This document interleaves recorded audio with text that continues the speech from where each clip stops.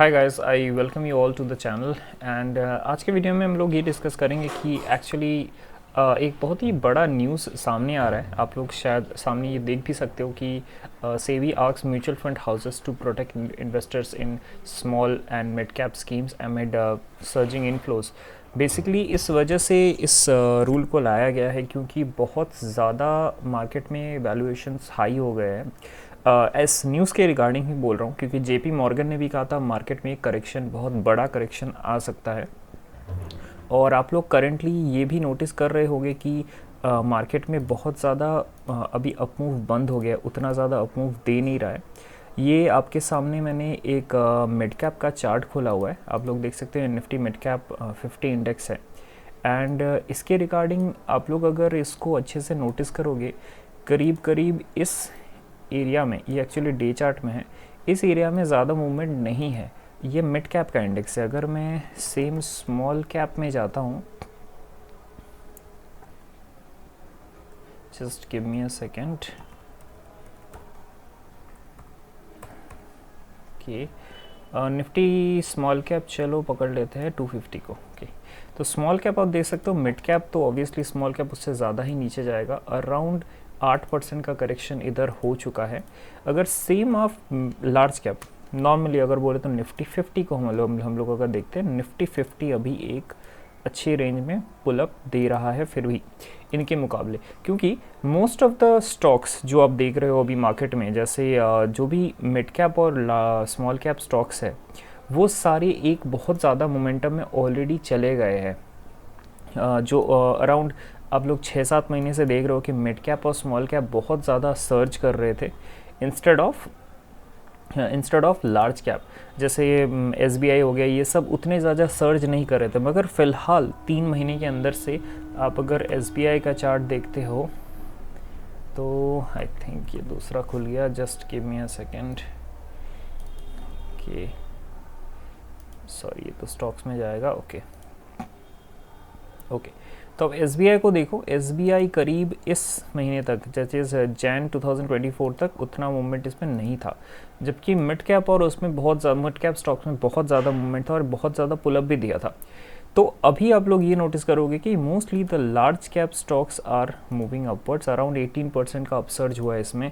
अब ज़्यादातर most of the stocks में ऐसा हो रहा है और बैंक भी ज़्यादा अच्छा परफॉर्म नहीं कर रहा था फ़िलहाल कुछ महीनों से। अब जाके वो थोड़ा अच्छा परफॉर्म कर रहा है, मगर फिर भी coming to the Nifty, just give me a second, indices में जाएगा ये निफ्टी 50। नॉर्मली अगर हम लोग निफ्टी में भी नोटिस करें, निफ्टी में भी उतना ज़्यादा अपसर्ज नहीं आया। ये फिर भी कंसोलिडेटेड फेज़ में ही है अभी तक। ये अभी भी आज डाउन में क्लोज हुआ है, मगर पॉजिटिवली शायद पॉजिटिव कल क्लोज हो जाए। मगर आप देख सकते हो साइमल्टेनियसली स्मॉल कैप और मिड कैप स्टॉक्स अच्छे परफॉर्म नहीं कर रहे हैं। Okay, so in communication with the AMFI, that is the main association of mutual funds in India, and Info Mutual, to frame a policy to protect investors' interest in small cap and mid cap schemes. Because small cap and mid cap schemes में जो main drawback या फिर problem आ सकता है वो है कि ज़्यादा रिडेम्पशन रिक्वेस्ट अगर आ जाए। सपोज़ मैं इधर एक ड्राइंग बना देता हूँ। सपोज़ ये एक म्यूचुअल फंड कंपनी है, या आपने इधर इनको रिडेम्पशन रिक्वेस्ट डाला, या आपको पैसा वापस ट्रांसफ़र कर दिया, ठीक है। मगर इनके पास एक चंक ऑफ कैश ऑलरेडी रहता है जिसकी मदद से ये लोग ये पैसा देते हैं, और चंक ऑफ कैश इन्वेस्टेड भी रहता है। ओके, जिस पैसे को ये लोग हाथ नहीं लगाते, और एक कैश रहता है, जैसे बैंक के पास कैश रिजर्व रहता है, तो वो उससे आपको आपका जब आप विड्रॉल करते हो, आप इसीलिए उतना ही विड्रॉल कर सकते हो। आप बैंक को जाके अगर बोलोगे मुझे अपना सारा पैसा निकालना है, वो तभी अकाउंट नहीं क्लोज करने देंगे, एक फ़ाइन भी लगता है मोस्ट ऑफ द टाइम। तो ये एक प्रॉब्लम है अगर इसमें बहुत सारे एक साथ रिक्वेस्ट आ जाए, क्योंकि अगर मार्केट में ऐसा हुआ कि मिड कैप, अगर मार्केट में बहुत ज़्यादा करेक्शन आया तो लार्ज कैप तो ज़्यादा करेक्ट नहीं होगा, करेक्ट होगा सबसे ज़्यादा मिड कैप और स्मॉल कैप, क्योंकि वो ज़्यादा गिरते हैं most of the instead of the large cap. And small cap तो सबसे जल्दी गिरेगा। इसीलिए क्या होता है कि म्यूचुअल फंड में जो वेरी हाई रिस्क, जो सबसे हाई रिस्क कैटेगरी में आता है स्मॉल कैप फंड्स, ये बहुत जल्दी गिरने के कारण बहुत ज़्यादा रिडेम्पशन रिक्वेस्ट आ जाता है। तो इसके कारण से रिडेम्पशन रिक्वेस्ट आने से अगर रिडेम्पशन रिक्वेस्ट को फुलफ़िल नहीं कर पाएंगे ये लोग, तो वो फंड्स तो बंद हो जाएंगे, फिर ऐसे तो प्रॉब्लम सी क्रिएट हो जाएगा। ऐसे ही अगर बैंक के साथ होता है, अगर सारे लोग जाके एक बैंक में बोलते कि मुझे अपना पैसा विड्रॉ करना है, तो बैंक एक्चुअली एक रेशियो मेंटेन करता है कि कितना पैसा वो लोग इन्वेस्ट करेंगे दूसरे कामों में बैंक का, और कितना पैसा वो लोग कैश रखेंगे, ताकि अपने कस्टमर्स को वो कैश विड्रॉ करते टाइम प्रॉब्लम ना हो। तो इसमें तो same problem mutual fund houses को भी है। अगर सारे लोग जाके रिडेम्पशन रिक्वेस्ट डाल दे, अब क्या होगा, अब रिडेम्पशन रिक्वेस्ट ज़्यादा होने के कारण इनके पास उतना कैश रिजर्व नहीं रहेगा, तो सारे एसेट्स को बेचने पड़ेंगे।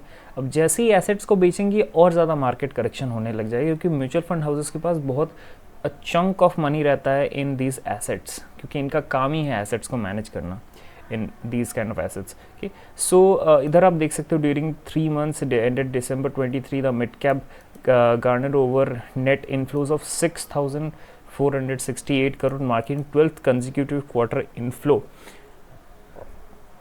आप लोग इधर देख सकते हो इतना ज़्यादा इन्फ्लो हो रहा है। And small cap category net inflow जहाँ मिड कैप में स्मॉल कैप में इन्फ्लो ज़्यादा है, 12,052 crores, which was the highest category has witnessed ever over a quarter। अब लोग समझ सकते हो कि कितना ज़्यादा इन्फ्लो होने के कारण ही सेबी ने यही कहा है कि इनको प्रोटेक्ट करने के लिए ये स्कीम ला जाए।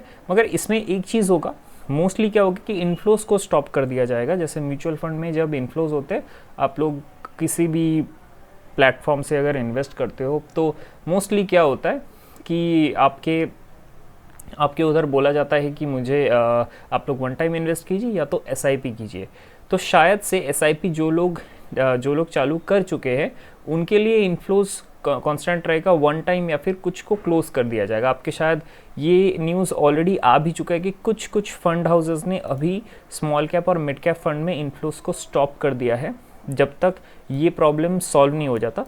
एंड JP मॉर्गन ने भी कुछ दिन पहले यही कहा था कि मार्केट में एक ह्यूज करेक्शन आ सकता है, क्योंकि मार्केट बहुत ज़्यादा सर्ज हो चुका है and most of the stocks and everything is over valued right now.